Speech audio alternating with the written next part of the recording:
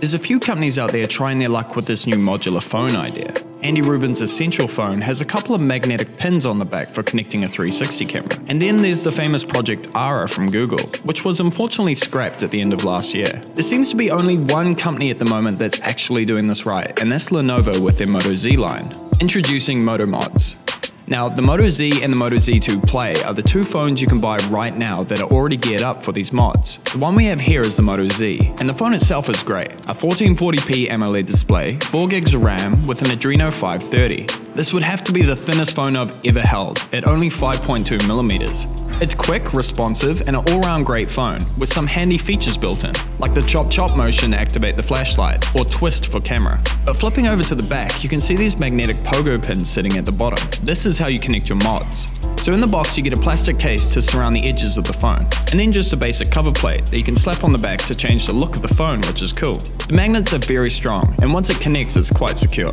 Then there's the wireless charging plate. Just slap this on and your phone instantly has wireless charging. There's no setup, you don't need to open an app to enable it, just slap it on and it works.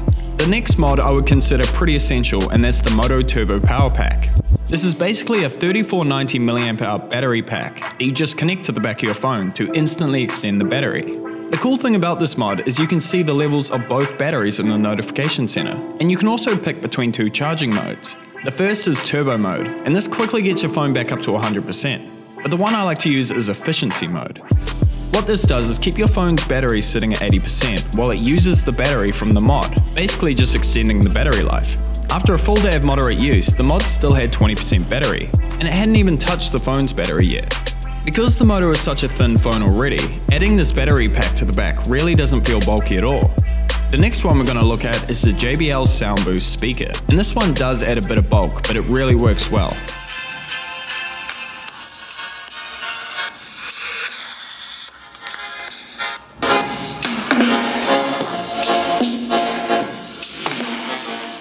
Considering the size, this speaker is actually really good quality and a huge improvement over the inbuilt speaker. It's even got a stand at the back for propping up the phone for media consumption. But I think one of the most important things about this mod is that it has its own 1000 mAh battery built in. So you don't need to worry about it impacting your phone's battery life while listening to music. And then when it finally does die, you can just charge it up separately.